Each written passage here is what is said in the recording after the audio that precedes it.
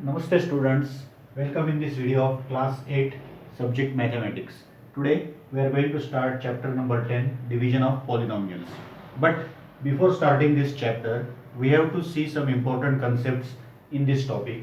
First of all, we have to know what is the meaning of algebraic expression. What is the meaning of algebraic expression? Now see students, algebraic expression म्हणजे काय ते आधी आपण बघूया. ज्यावेळी आपल्याला एखादी संख्या माहिती नसते त्यावेळी आपण काय करतो, त्याच्याऐवजी X Y Z A B C D यासारखे लेटर्स वापरतो, बरोबर की नाही. मग ते जे एक्सप्रेशन बनतं त्या एक्सप्रेशनला म्हणतात अल्जेब्रिक एक्सप्रेशन. हे आपण कसं सांगू शकतो, वेन अ लेटर म्हणजे काय, अक्षर. When a letter is used in place of unknown number, जो नंबर आपल्याला माहिती नाहीये त्या नंबरच्या ऐवजी काय वापरलं जातं, letter. When a letter is used in place of unknown number, that expression is called as an algebraic expression. That expression is called as an algebraic expression. समजले तुम्हाला आता अल्जेब्रिक एक्सप्रेशन म्हणजे काय, ही कन्सेप्ट तुमची क्लिअर झालेली आहे. आता यानंतर आता आपण शिकणार आहोत what is the meaning of polynomials. आता पॉलिनॉमियल्स म्हणजे काय ते आपण बघूया. पॉलिनॉमियल्स म्हणजे एक प्रकारचे अल्जेब्रिक एक्सप्रेशन्सच असतात. लक्षात घ्या, what is the meaning of polynomial. Polynomials are the algebraic expression in which the index of the variable is a whole number. आता व्हेरिएबल हा शब्द तुम्ही ऐकलाय. व्हेरिएबल हा शब्द कसा बनलाय, व्हॅरी म्हणजे काय, चेंज.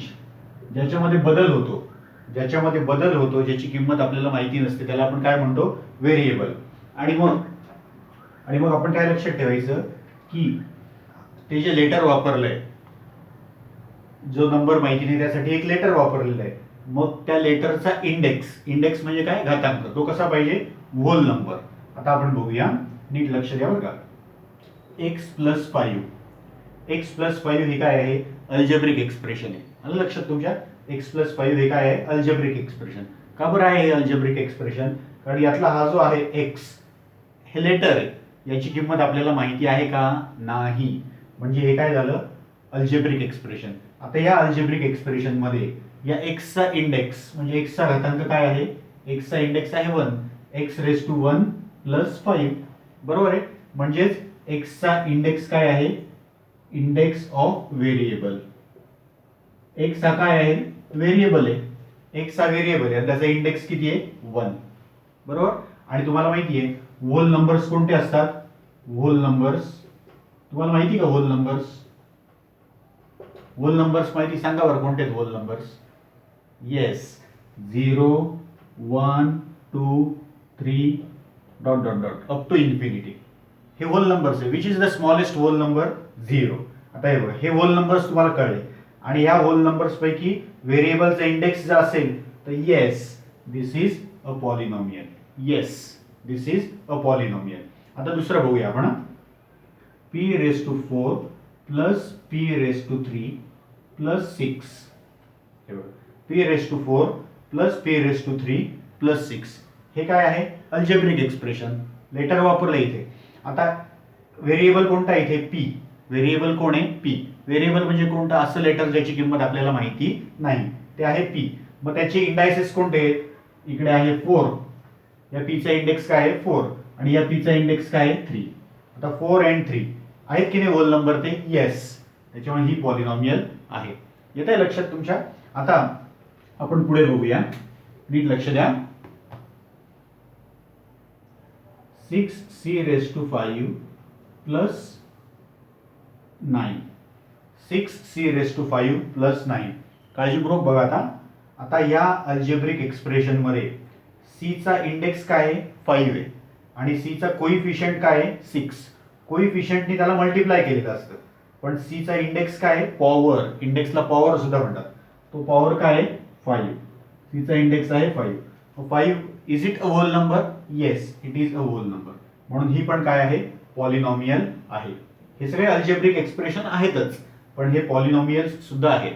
म्हणजे काय लक्षात ठेवायचं, every polynomial is algebraic expression. प्रत्येक पॉलिनॉमियल ही अल्जेब्रिक एक्सप्रेशन असतेच, पण प्रत्येक अल्जेब्रिक एक्सप्रेशन हे पॉलिनॉमियल असेलच असं नाही. कारण त्या अल्जेब्रिक एक्सप्रेशन मध्ये तो जो व्हेरिएबल आहे त्याचा इंडेक्स जर 0 1 2 3 4 असा होल नंबर नसेल तर त्याला आपण नाही म्हणू शकत. फॉर एक्झाम्पल, समजा तुम्हाला असं दिलं square root of x plus 3 असं दिलं. Square root of x plus 3, तर एक्सचा इंडेक्स काय आहे, एक्सचा इंडेक्स काय आहे तिथे 1 आहे. इंडेक्स ऑफ 1/2 आहे. स्क्वेअर रूट ना, एक्सचं स्क्वेअर रूट म्हणजे एक्सचा इंडेक्स काय 1/2. हा होल नंबर आहे का, हा होल नंबर नाहीये, हा होल नंबर नाहीये. त्याच्यामुळे आपण त्याला काय म्हणणार की this is algebraic expression but it is not a polynomial. येतंय तुमच्या लक्षात. म्हणजे आता तुम्हाला अल्जेब्रिक एक्सप्रेशन म्हणजे काय ते कळलं, पॉलिनॉमियल म्हणजे काय ते कळलं. पुन्हा एकदा सांगतोय, what is the meaning of polynomial. वाटलं तर लिहून घ्या. Polynomial is an algebraic expression in which the index of the variable is a whole number. समजलंय. ही डेफिनेशन तुमच्या वहीमध्ये लिहून घ्या. आता आपण पुढचा भाग बघूया, ऑपरेशन्स ऑन पॉलिनॉमियल. ऑपरेशन म्हणजे डॉक्टर करतात ते ऑपरेशन नाही, ऑपरेशन म्हणजे क्रिया. मग मॅथ्स मध्ये आपण कोणकोणते ऑपरेशन करतो, ऍडिशन असते, सबट्रॅक्शन असते, मल्टिप्लिकेशन असतं आणि डिव्हिजन असतं. Addition, subtraction, multiplication and division. आता हे जे डिव्हिजन ऑफ पॉलिनॉमियल्स आहे ना ते आपल्याला घ्यायचं आहे या चॅप्टरमध्ये, पण त्याच्या आधी ऍडिशन, सबट्रॅक्शन, मल्टिप्लिकेशन त्याचे आता आपण काही एक्झाम्पल्स बघूया. एकदम सिंपल एक्झाम्पल्स आहेत, नीट लक्षात घ्या बरं का. आता फर्स्ट एक्झाम्पल बघा, 2a plus 3a. 2a plus 3a दिसतंय तुम्हाला.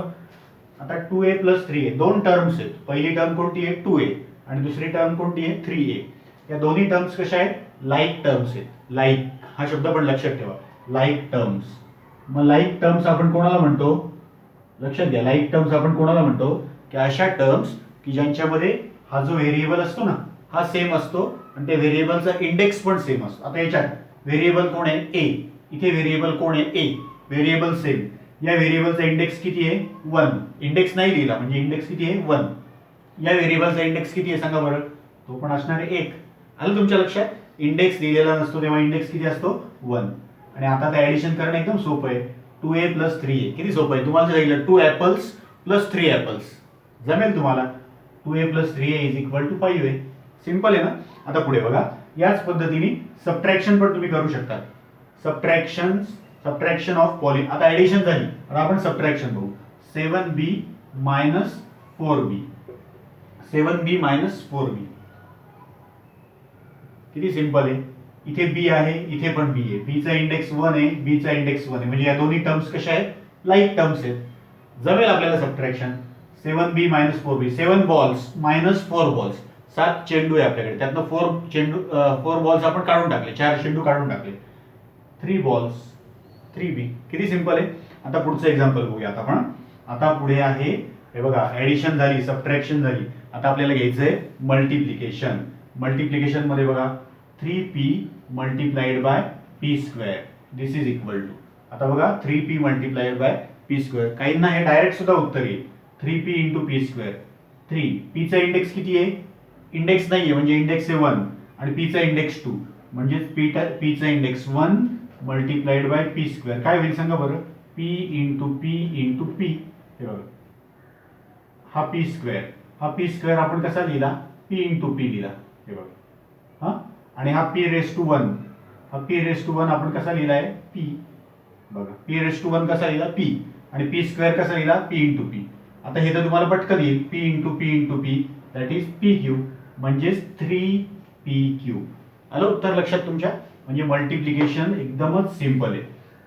मल्टिप्लिकेशन एकदम सिंपल आहे. फक्त एक लक्षात ठेवायचं, आपण जेव्हा ऍडिशन आणि सबट्रॅक्शन करतो त्यावेळेला या पॉलिनॉमियल्स हे जे टर्म्स आहेत ते कसे पाहिजे, लाईक टर्म्स पाहिजे. मल्टिप्लिकेशन मध्ये काहीही प्रॉब्लेम नाही. आता सांगा बरं, हे एक्झाम्पल तुम्हाला येईल का, 5m square multiplied by 3m square. 5m square multiplied by 3. इथे कशी आपण पीचा इंडेक्स 1, इथे पीचा इंडेक्स 2, पीचा इंडेक्स आला होता 3, इथे 5 3 जार 15. हे कोइफिशियंट आहे बरं का. कोइफिशियंट म्हणजे काय, या 5 नी m स्क्वेअरला मल्टिप्लाय केलंय, 3m स्क्वेअर, 3 नी m स्क्वेअरला मल्टिप्लाय केलंय. मग आधी कोइफिशियंटचं मल्टिप्लिकेशन करून घ्यायचं. 5 3 जार 15, m square into m square. काय करतो आपण अशा वेळेला, इथे काय केलं होतं आपण, ऍडिशन केली होती इंडायसेसची. इथे m square into m square काय होईल, m⁴. आलंय लक्षात तुमच्या. या पद्धतीने आपण मल्टिप्लिकेशन ऑफ पॉलिनॉमियल्स करू शकतो. आता एक थोडं मोठं एक्झाम्पल आपल्याला घ्यायचं आहे, ते लिहूया आपण. आता हे एक्झाम्पल नीट बघा. एका फर्स्ट ब्रॅकेटमध्ये आहे 3x² plus 4y multiplied by 2x plus 3y. आता इथे दोन टर्म्स आहे. ही पॉलिनॉमियल आहे. या पॉलिनॉमियल मध्ये दोन टर्म्स आहेत. दोन टर्म्स आहे म्हणजे ही काय झाली, बायनॉमियल. या पॉलिनॉमियल मध्ये पण दोन टर्म्स आहेत म्हणजे ही पण काय झाली, बायनॉमियल. आता आपण काय शिकणार आहोत, मल्टिप्लिकेशन ऑफ पॉलिनॉमियल्स. आता बघा आयडिया काय करायची, एकदम सिंपल आहे. हा जो फर्स्ट ब्रॅकेट आहे ना, first bracket 3x² plus 4y हा आपण स्प्लिट करणार. हे बघा 3x² ओके प्लस 4y हा स्प्लिट केला आपण. आणि आता काय करायचं की 3x² नी या ब्रॅकेटला मल्टिप्लाय करायचं, 2x प्लस 3y. 3x² नी या ब्रॅकेटला मल्टिप्लाय करायचं. हा बघा प्लस 4y इथून आपण इकडे घेतला, येतं लक्षात. प्लस 4y इकडे आला. या प्लस 4y ने आता आपल्याला या ब्रॅकेटला मल्टिप्लाय करायचंय, 2x प्लस 3y. किती सिंपल आहे, समजतंय ना.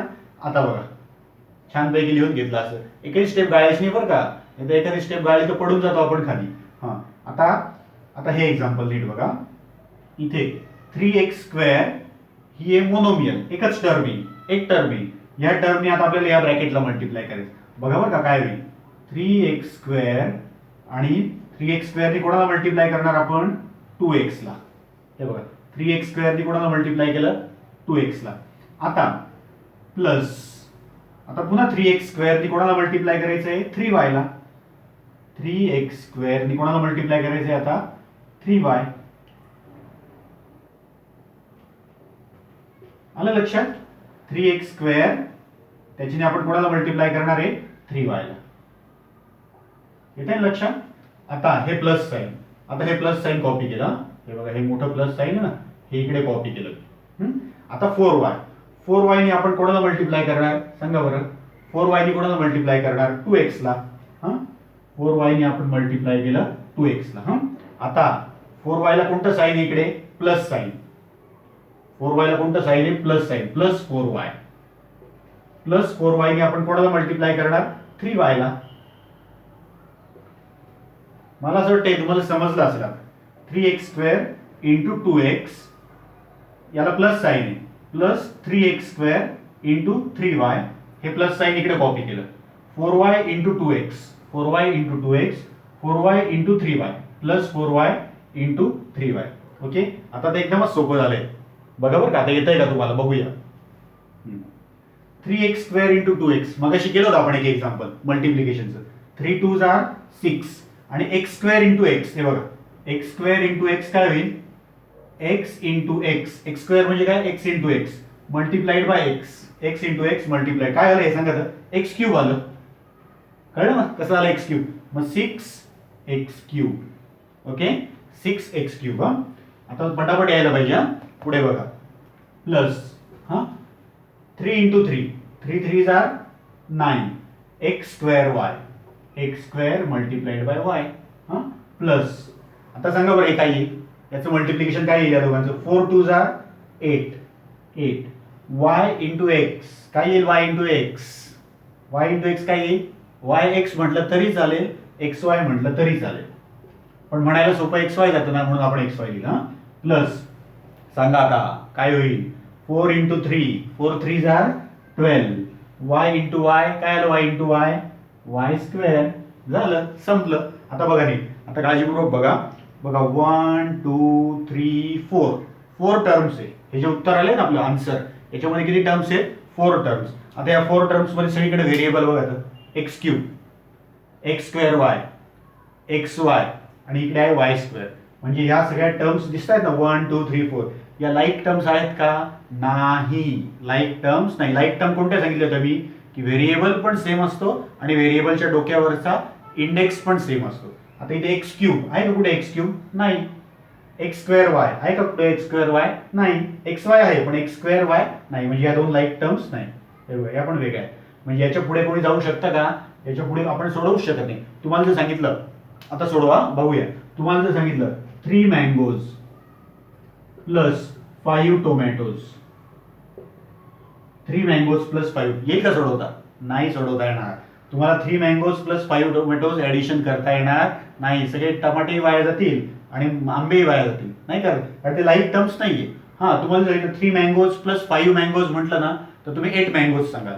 तुम्हाला जर 3 टोमॅटोज प्लस 5 टोमॅटोज सांगितलं तर तुम्ही 8 टोमॅटोज सांगाल. ते येईल ऍडिशन, पण ही येईल का ऍडिशन? नाही कारण लाईक टर्म्स नाहीये. आता आलं तुमच्या लक्षात? हे आपलं फायनल आन्सर आहे. समजलंय? मग आता हे तुम्ही छानपैकी आपल्या वहीमध्ये लिहून घ्या. तर नीट व्यवस्थित लिहा. Now see, we are going to see one more concept, degree of a polynomial. पॉलिनॉमियलची डिग्री म्हणजे काय ते आता आपल्याला शिकायचं आहे. व्यवस्थित काळजीपूर्वक बघा. The greatest index of the variable in the given polynomial is called the degree of the polynomial. म्हणजेच काय, तर जी पॉलिनॉमियल दिलेली असेल त्या पॉलिनॉमियलमधला ग्रेटेस्ट इंडेक्स, इंडेक्स म्हणजे पॉवर, घातांक, कोणाचा इंडेक्स पाहायचा? व्हेरिएबलचा.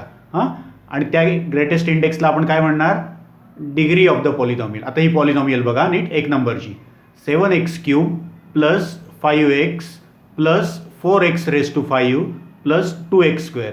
आता तुम्ही काय करायचं? व्हेरिएबल कोण आहे? एक्स आहे. इथे व्हेरिएबल कोण आहे? एक्स आहे. त्याचे इंडायसेस बघा. इथे इंडेक्स किती आहे? 3 आहे. इथे इंडेक्स नाही आहे म्हणजे किती आहे? 1. इथे इंडेक्स आहे 5 आणि इथे इंडेक्स आहे 2. मग ग्रेटेस्ट, मोठ्यात मोठा, which is the greatest index of polynomial here? Which is the greatest index of polynomial here? इथे कोण दिसतोय? Greatest index 5. मग या पॉलिनॉमियलची डिग्री किती आली? 5. किती सिंपल आहे. आता ही बघा, -3x square plus 11x minus 30. एक्सचा इंडेक्स 2, एक्सचा इंडेक्स 1. मग हायेस्ट इंडेक्स कोणता आहे? 2 आहे. मग डिग्री काय आली? 2. समजलंय? आता तुम्ही म्हणाल सर इथे काय करायचं? इथे नंबर काय दिलाय? 25. मग या 25 ही पण पॉलिनॉमियल आहे. का बरं 25 पॉलिनॉमियल आहे? कारण तुम्ही लिहू शकता 25 म्हणजेच काय? 25 इंटू 1, 25 एका 25 असं लिहू शकतो ना आपण. मग 1 म्हणजेच काय लिहू शकतात तुम्ही? 25 into 25 into x raise to 0. 25 into x raise to 0. कारण आपण शिकलो होतो की if the index is 0 of a non zero number then its value is 1.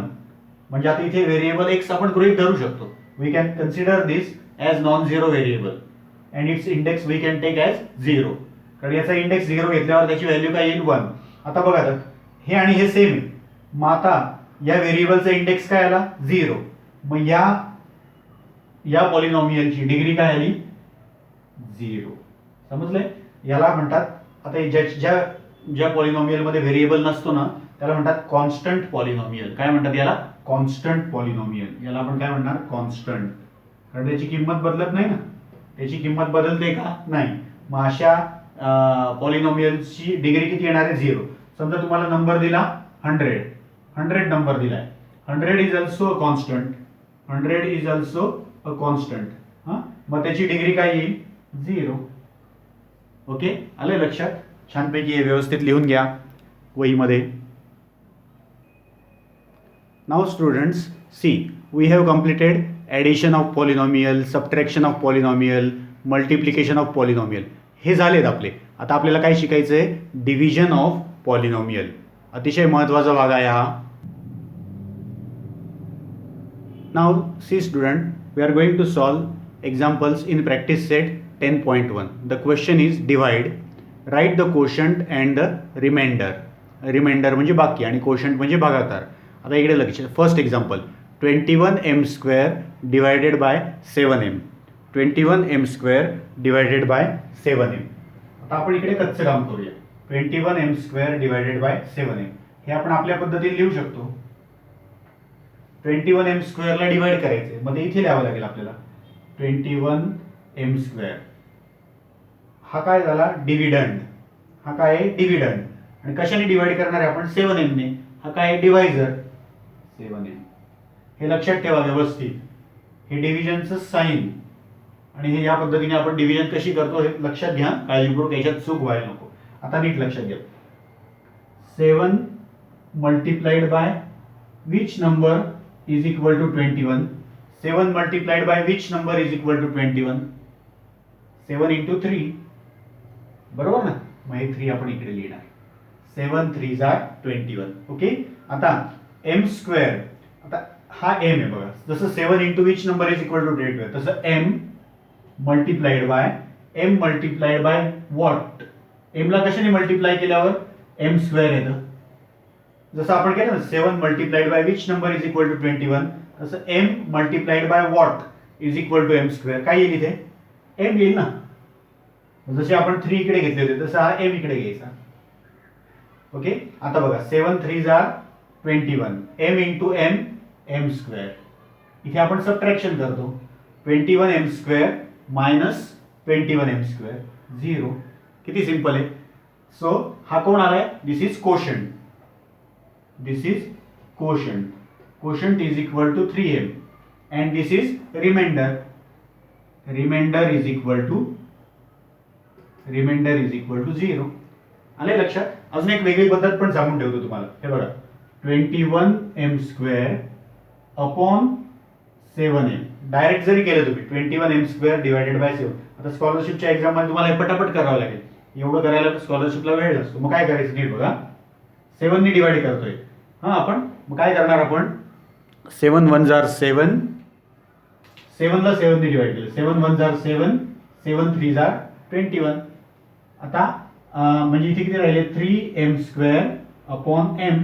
3m square upon m. 3m square म्हणजेच काय 3 into m upon m. m cancel.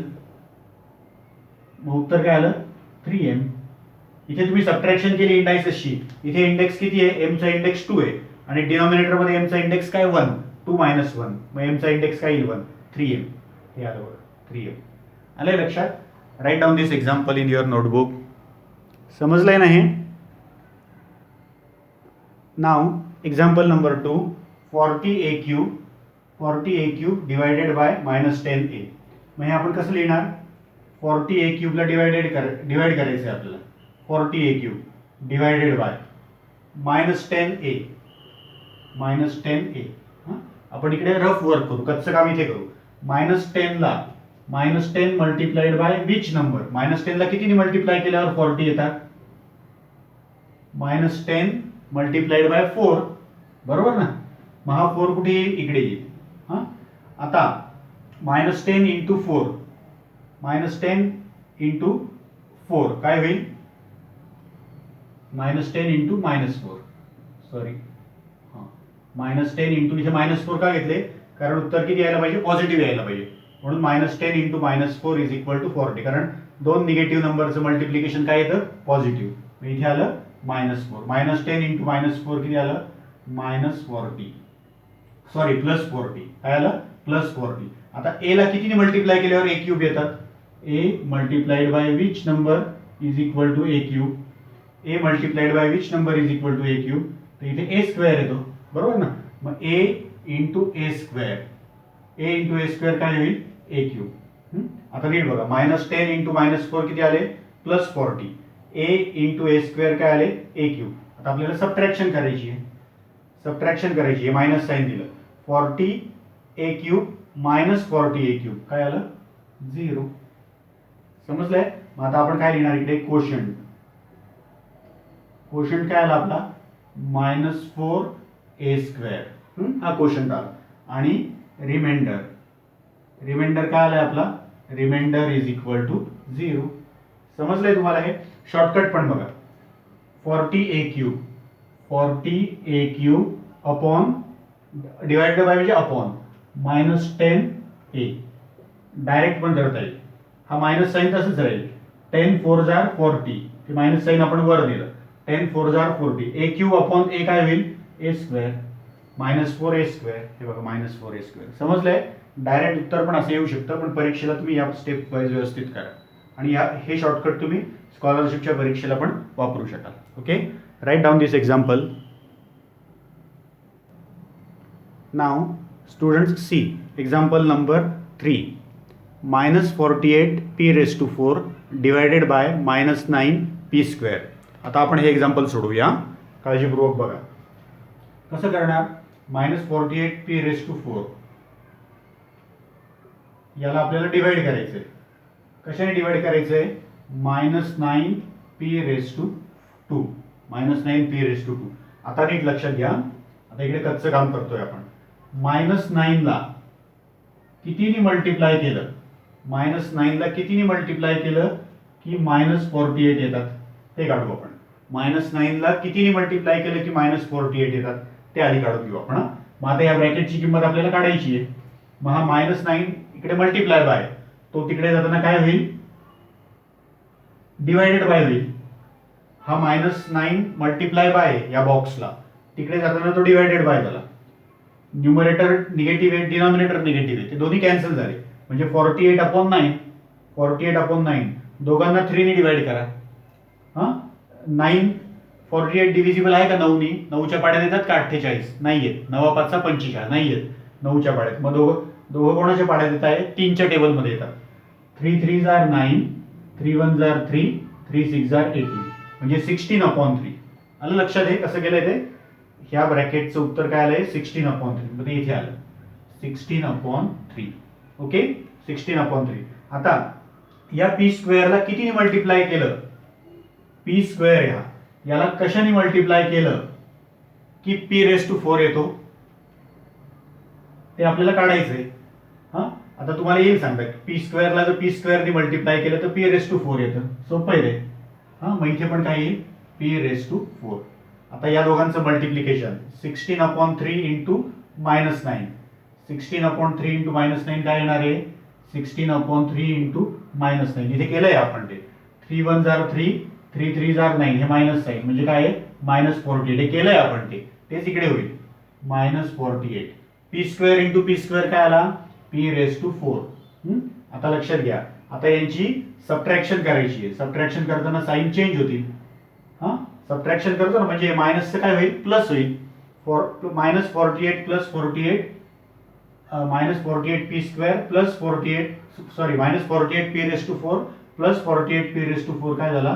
0. समजलंय? म्हणजे आता आपला क्वोशंट काय आलाय? क्वोशंट काय आलाय? तर 16/3p². 16/3p² आणि रिमाइंडर काय आलाय? रिमाइंडर किती आलाय? 0. लक्षात ठेवा, रिमाइंडर 0 आला की डिव्हिजन स्टॉप. अजून एक नियम सांगून ठेवतो. रिमाइंडर 0 आला की डिव्हिजन स्टॉप. आणि इथे जो रिमाइंडर येईल ना, त्याच्यातली डिग्री म्हणजे काय तुम्हाला सांगितलंय मी? Highest index of variable. त्याची डिग्री जर ह्या डिवायझरच्या डिग्रीपेक्षा छोटी आली तरी डिव्हिजन स्टॉप करायची. हा नियम लक्षात ठेवा, पुढे आपल्याला उपयोगी पडणार आहे. व्यवस्थित लिहून घ्या. Now students, we will try to solve example number 6. 8p³ minus 4p² divided by 2p². आता हे थोडंसं वेगळ्या टाईपचं एक्झाम्पल आहे. बायनॉमियल ही 2 टर्म्स आहेत इथे या डिव्हिडंडमध्ये. हे आहे बायनॉमियल डिवायडेड बाय मोनोमियल. आता हे काळजीपूर्वक सोडवायचं एक्झाम्पल आपल्याला. नीट बघा. ही बायनॉमियल 8p³ minus 4p² याला डिवाइड करणार आपण. कशाने डिवाइड करणार आहे? 2p² ने. 2p². आता लक्षात घ्या. आता आपल्याला रफ वर्क करावं लागेल. पहिल्यांदा हे फर्स्ट टर्म याला डिवाइड करायचं.